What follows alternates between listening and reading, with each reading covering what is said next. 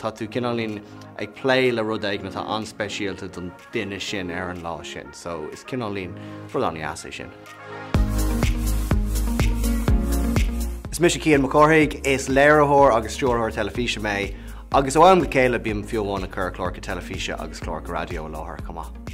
Tá mé gobar is na man le bís fada is thosa mé amach go gobar le radio an lifa stáisiún pobl inhhailge. Fu mé taithí gobar mar taidóir ar an chlórbric fásta ar Newstalk comá, agus an sin mai sin bhog mé raigetí ortaí radio na Gaeltachta, tá chlór gom fós an sin an sesiún, bí mé mar láirthóir agus léireathóir ar. Agus an sin hasúim bugisteach a dro chlór telefíse, agus fu mé deis le macala.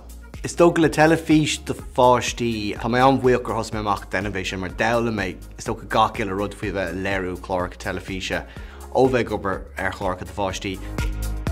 Don téanach digan an post tóg a ról an léireathóra.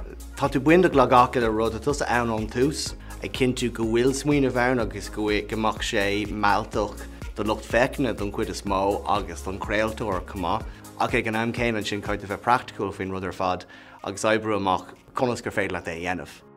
Is tógur ábhar go gcuoine óga má hílann tú gúil spéise agat ann, den do chuid taidir beidir bí breúir chadatá bun i tíortha eile ná bí breúir chlóracha i méle amháin, bí ag smuoine bheith rud a cint atá mealtach dos na daine óga iad hain.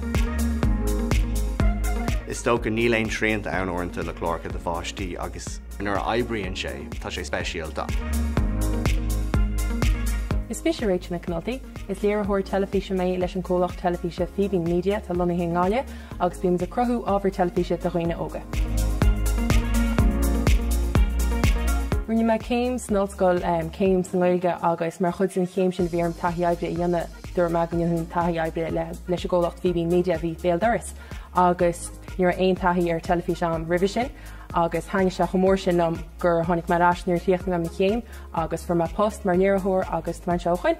An chéadúair tháinig mar rud cinn léir me hain níor chasmar an telefís agus for ed canal cua ceir agus tháinig sé níos dada me chobródúil agus chosáasta rud a chur mise le chéile eáil ar an telefís. Chur me an smuoineh le chéile, daimse me na gasúr, daimse me an chrú, bhí me chónervhíiseach gur se go machar an éir ach an sin ar tháinig me i mó ar an telefíse bhí me chósáasta agus chobródúil. Stoin element sálam cho sin a bheith má a láthair sprála me sin is sprála a bheith na taiisiil fudfád na tíide, casta le daoine nó an tamar fád agus bheith crothú ábhir agus ní hálín aon chuid cho sin gan bheith nefa gribhraí ar nói ach is sprála bheith má a láthair sin sálam.